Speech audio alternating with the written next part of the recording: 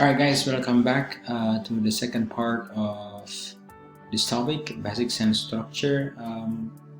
Today's topic the next topic is what makes a good sentence. Okay, so there are certain requirements of the so-called a good sentence. First one is a good sentence starts with a capital letter, because we are talking about some rules of written language, right?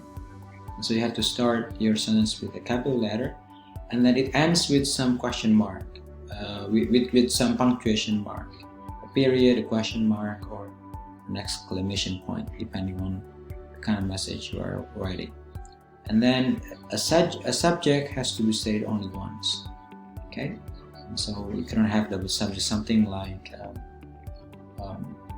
my friend is very friendly. So in that case, we have my friend and he as both the subjects, and that's not acceptable. And then a complete verb phrase. So for example, in a passive voice sentence, you have to make sure that every verb has an auxiliary or to be. Okay, and then standard word order in English, the most common type is subject comes first, and then what comes next is verb, and if any, there's an object. So not the other way around. It's not like object, verb, subject. And the main clause, a clause that has subject and verb can stand alone. Okay, all right. Now, what can be a subject in English? The first one is a noun phrase. So, for example, the university needs to be relocated. Here, the subject is the university. So, the university in terms of form is a noun phrase, right? Next one is to infinitive. So, to care is human. That's a good example. And here, the subject is to care. We don't see any noun here, and so the subject is occupied by this verb to infinitive. Okay. The next one is gerund. Like an example, smoking in public is madness, and so here we have the subject smoking in public, and smoking is actually a verb with ing, and with this form we call this construction as gerund. And finally, noun clause. You were never concerns me. And so here the subject is kind of big, because inside the subject there is another subject, you, and so we call this big part of the sentence as a noun clause. Okay? And I would like you to do the exercise on page 3 and 4 in our textbook.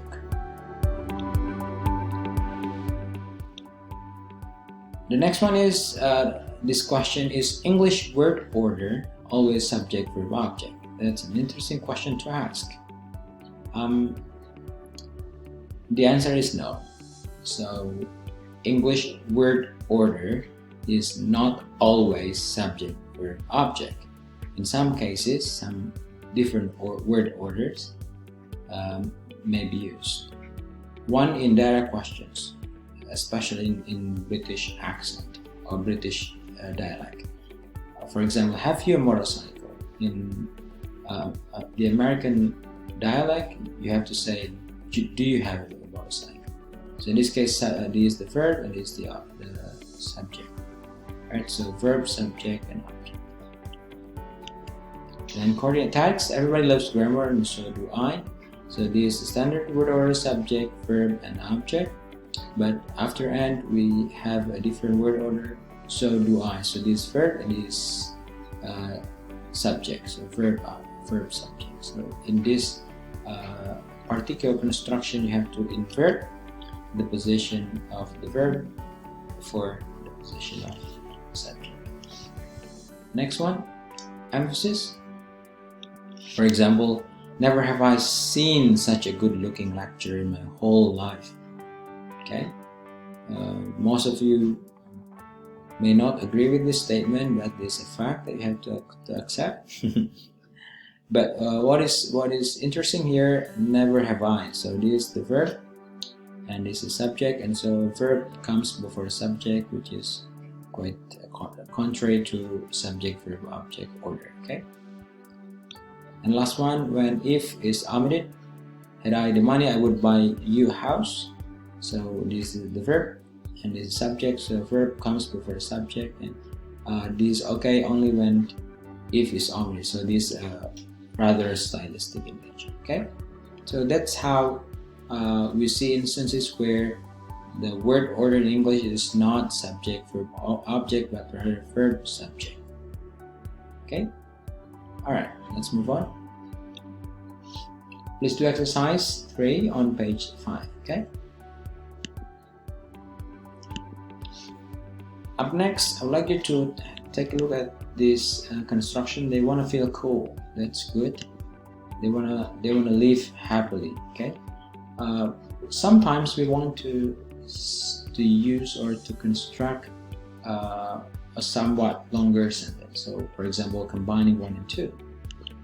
They want to feel cool and happily. Okay. Is this correct?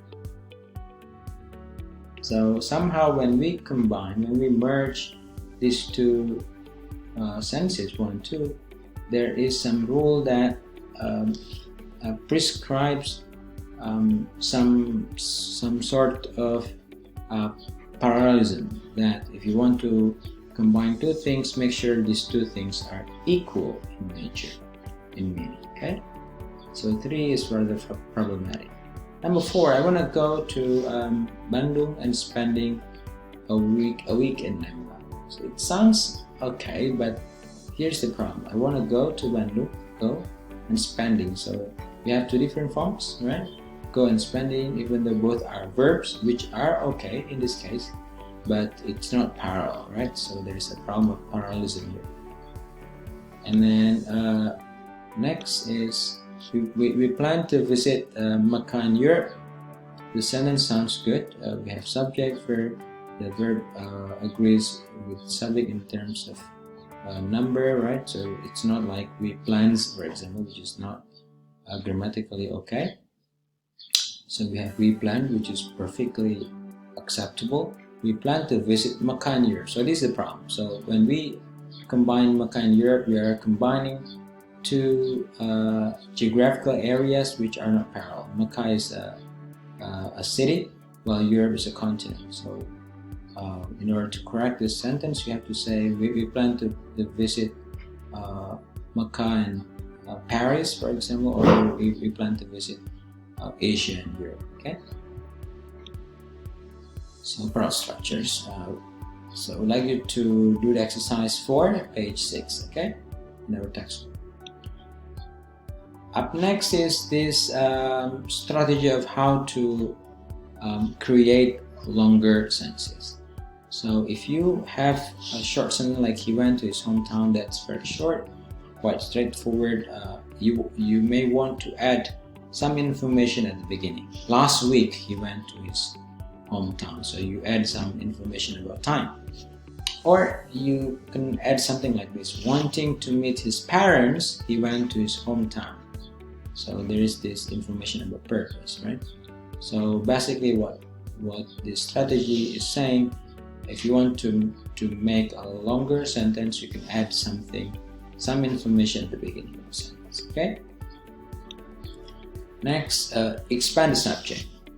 For example, the man went back to his hometown. That's quite simple and straightforward, but we want to somehow make it longer. So we want to say something more about the man. The old man, for example. The old man went back to his hometown. Or the man who worked for me went back to his hometown. So that's important. Okay. Next one is by inserting extra information in the middle. So remember, first strategy, add information at the beginning. Second one is expanding the subject, and now the third one is inserting information in the middle. The man resigned. Very simple.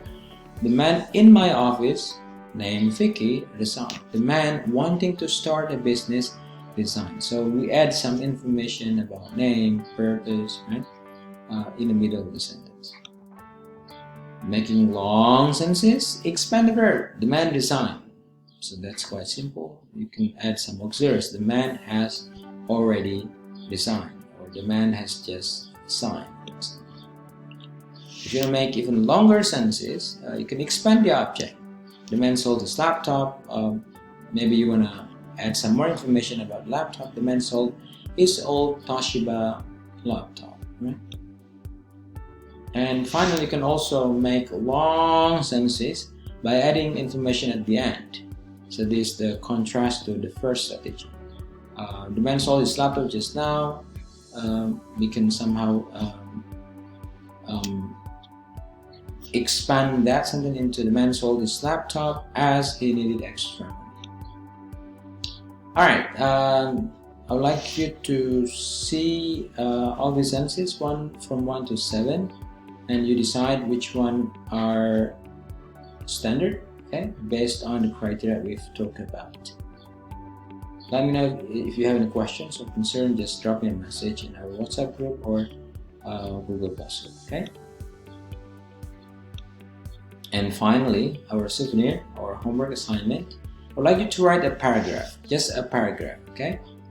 Don't ask me how long, so it all depends on you. But just a paragraph in which you describe a memorable event in the past. So I would like you to think about one event that you cannot forget, for example. One event that was so meaningful in your life, okay? I'd like you to type your paragraph and name your file as follows: homework 1, your name and class, for example, homework 1, Eric and 3A, okay? And send your file to, not to Dropbox, I'm sorry, send your file to our Google Classroom assignment. I'll make that available on our Google Classroom, okay? And no offline submission. Alright, that's all from me. Thank you so much. We'll see you again later. And please let me know if you have any questions or concerns. Just drop a message in our WhatsApp group or our Google Classroom. Bye-bye for now.